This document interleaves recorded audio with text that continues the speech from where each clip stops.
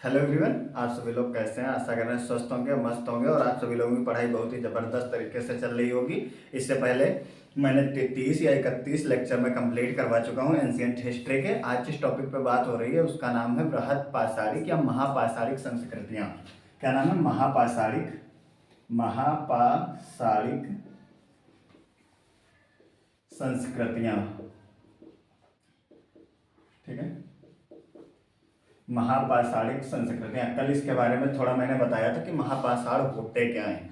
मैंने ये बताया था कि नवपाषाण काल की समाप्ति के पश्चात, यानी नवपाषाण काल की समाप्ति के पश्चात दक्षिण भारत के ऊंचे प्रायद्वीपीय क्षेत्र में, क्या दक्षिण भारत के ऊंचे प्रायद्वीपीय क्षेत्र में जिस संस्कृति का उद्भव हुआ, यानी महापाषाण क्या थे? दक्षिण भारत के जो ऊंचे प्रायद्वीपीय क्षेत्र है, क्या है? ऊंचे प्रायद्वीपीय क्षेत्र, ऊंचे प्रायद्वीपीय क्षेत्र में जिस संस्कृति का उदय होता है, संस्कृति का मतलब हो गया कल्चर।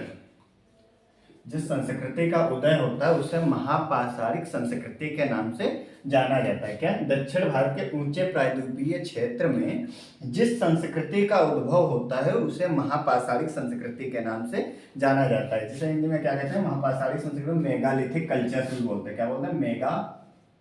मेगालिथिक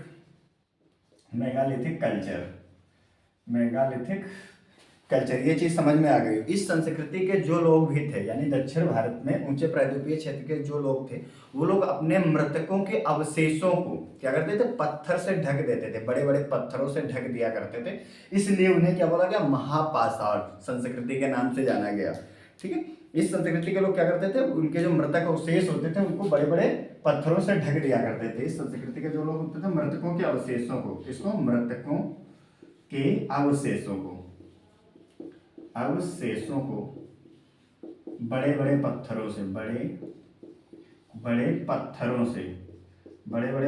से क्या कर देते थे? ढक दिया करते थे। अवशेषों को सुरक्षित रखने के लिए ढक दिया करते थे। इसलिए इस संस्कृति को महापाषाणिक संस्कृति या बृहद पाषाणिक संस्कृति के नाम से जाना जाता है। इसकी खोज जो करी थी वो उन्होंने करी थी, इसका नाम था बीडी कृष्णास्वामी ने करी थी। बीडी कृष्णास्वामी जो थे इसकी खोज करता थे। ठीक है। खोज इसकी जो करी थी बीडी कृष्णास्वामी ने करी थी। इस संस्कृति के जो साक्ष्य मिलते हैं ये दक्षिण भारत के तमिलनाडु से लेकर, इसके जो साक्ष्य मिलते हैं, कहाँ मिलते हैं? इसके जो साक्ष्य मिलते हैं तमिलनाडु, दक्षिण भारत में तमिलनाडु से लेकर उत्तर भारत में नागपुर महाराष्ट्र या दक्कन के क्षेत्र तक इसके जो है साक्ष्य देखने को मिलते हैं। इस संस्कृति के जो आवास होते थे, यानी अपने आवास में मृतकों की समाधियों को, इस संस्कृति के जो पोषक होते थे, या हम अपने आवास में हम अपने मृतकों की समाधियों को क्या कर देते थे? समाधियों को पहाड़ों के ढलानों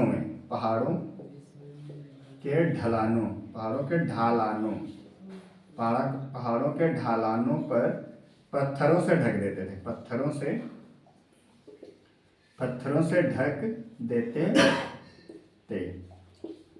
अब ये चीज समझ में आ गई हो कि महापाषाणिक संस्कृतियां या मेगालिथिक कल्चर्स क्या होता है। यानी ऐसी संस्कृतियां जो दक्षिण भारत के ऊंचे प्रायद्वीपीय क्षेत्र में पाई जाती हैं। जिस संस्कृति का उद्भव हुआ उसे महापाषाणिक संस्कृति के नाम से जाना गया। ये लोग क्या करते थे? इस संस्कृति के जो पोषक लोग होते थे, जो रहने वाले लोग होते थे, ये अपने मृतकों के अवशेषों को बड़े बड़े पत्थरों से ढक दिया करते थे, जिसे संगोरा, मेनहीर, नेडुकल या स्तूपाकार, इस सब नामों से जाना जाता था। तो आज इसकी जो खोजकर्ता थे वो बीडी कृष्णास्वामी थे। इसके जो साक्ष्य मिलते हैं दक्षिण भारत में मिलते हैं, तमिलनाडु से लेकर नागपुर, महाराष्ट्र या ब्रह्मगिरी, चिंगलपुत, इन सब में इसके साक्ष्य देखने को मिलते हैं। ये लोग क्या करते थे?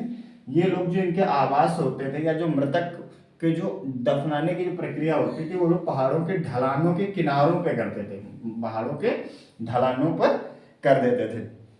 अब इस प्रकार की संस्कृतियों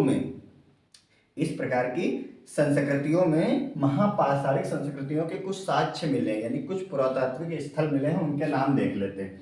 तो यानी कुछ साक्ष्य मिले हैं, उनमें 4 साक्ष्य जो इनके नाम मिलते हैं। पहला है डालमेन ताबूत। क्या है? डालमेन ताबूत।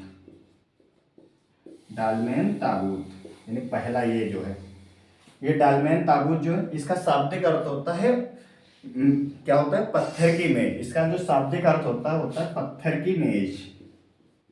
पत्थर की मेज यानी इसका मतलब ये हो गया, इस टेक्निक से यानी इस तरह के जो ताबूत मिलते हैं, डालमेन ताबूत यानी इस संस्कृति के जो महापाषाणिक जो समाधियां होती थी, ठीक है, यहाँ के लोग क्या करते थे, जमीन से ऊंचे जो पहाड़ियां होती थी वहां पे समाधियों को ले जाके दफना देते थे। यानी यहाँ की समाधियां जो होती थी वो जमीन से ऊपर बनी होती थी। पत्थर की मेज का मतलब ऊंचे बने होते थे।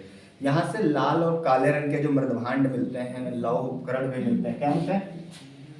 जमीन से ऊपर, जमीन से ऊपर समाधि, जमीन से ऊपर समाधि क्या मिलते हैं? यहाँ से लाल और काले मृदभांड, जो हमें तो खींचे लाल और काले मृदभांड के साथ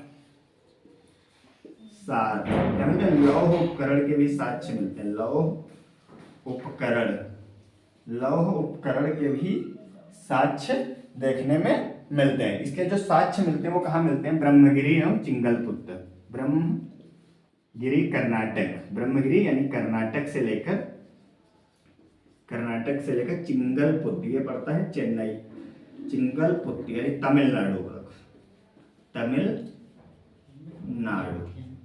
तमिलनाडु तक। ये चीज समझ में आ गई। डालमेन ताबूत जो होता था ये ऐसे महापाषाणिक संस्कृतियों के उदाहरण हैं जहां से क्या मिलता है? जमीन से ऊपर जहां समाधियां मिलती हैं। इसका शाब्दिक अर्थ होता है पत्थर की मेज। यहाँ से लाल और काले मृदभांड के साथ साथ लौह उपकरण भी मिलते हैं। इसके जो साक्ष्य मिलते हैं वो ब्रह्मगिरी कर्नाटक से लेकर चिंगलपुत्र तक देखने को मिलते हैं। दूसरा जो हो जाएगा वो इधर लिख देता हूं। दूसरा जो हो जाएगा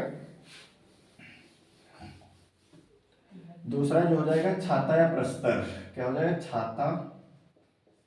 छाता प्रस्तर, छाता प्रस्तर या शीर्ष प्रस्तर, शीर्ष प्रस्तर यानी इस प्रकार की जो समाधियां होती थी, इस प्रकार की जो समाधियां होती थी उनके जो शीर्ष भाग होते थे वो सर्प के फन की तरह होते थे। यानी इस प्रकार की समाधियों के शीर्ष, समाधियों के शीर्ष भाग, समाधियों के शीर्ष भाग कैसे होते थे? सर्प के फन, सर्प के फन की भांति, सर्प के फन की भांति होते थे। इसके जो साक्ष्य मिलते हैं केरल के कोचीन क्षेत्र से मिलते हैं।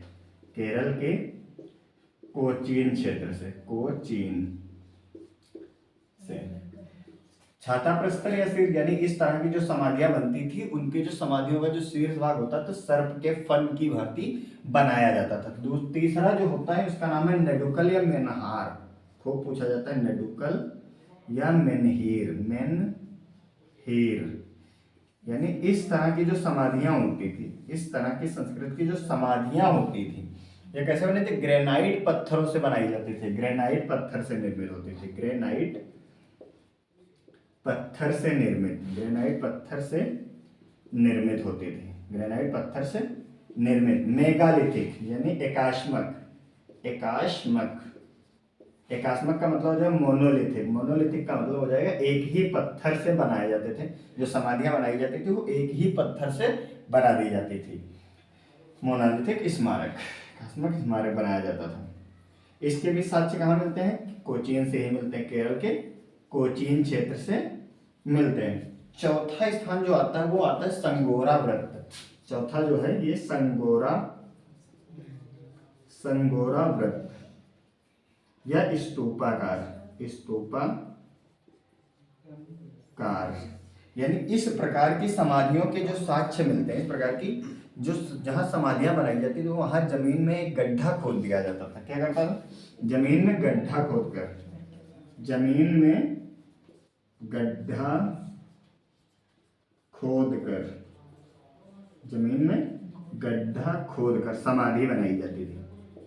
समाधि बनाई जाती थी, उसे बोला गया संगोरा व्रत या स्तूपाकार व्रत के नाम से जाना जाता है। यहीं से अंत्येष्टि कलश के भी साक्ष्य मिलते हैं। यहीं से क्या, अंत्येष्टि कलश, अंत्येष्टि कलश, यहीं से अंत्येष्टि कलश के साक्ष्य मिलते हैं। ये स्थान है तमिलनाडु का चिंगलपुत्र। ये जो साक्ष्य मिलते हैं कहाँ से मिलते हैं, चिंगलपुत्र, तमिलनाडु का जो है चिंगलपुत्र से ये साक्ष्य देखने को मिलते हैं। अब ये चीज समझ में आ गई होगी कि महापाषाणिक जो संस्कृतियां थी ये दक्षिण भारत के ऊंचे प्रायद्वीपीय क्षेत्र में जिस संस्कृति का उद्भव होता है उसे बोला गया महापाषाणिक संस्कृतियां। यहाँ के जो लोग होते थे, इस संस्कृति के लोग अपने मृतकों के अवशेषों को दफनाने के लिए बड़े बड़े पत्थरों से, यानी उसको सुरक्षित रखने के लिए बड़े बड़े पत्थरों से ढक दिया करते थे।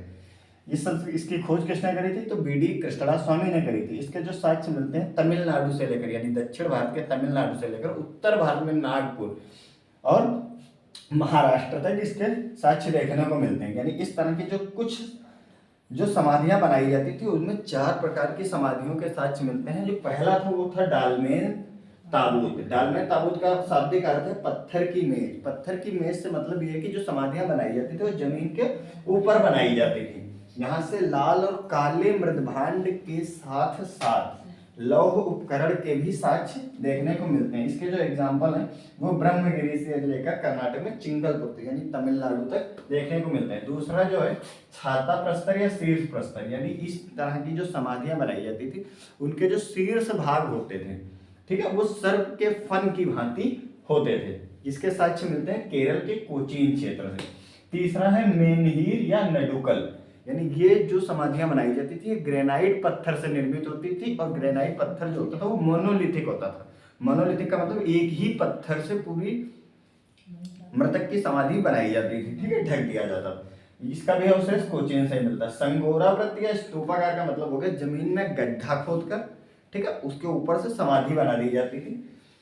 और यहाँ से क्या मिला है, ये साक्ष्य जो मिलता है तमिलनाडु के चिंगलपुत्र से मिलता है और यहीं से एक अंत्येष्टि कलश भी प्राप्त हुआ है। तो आज ये टॉपिक कंप्लीट हो जाता है।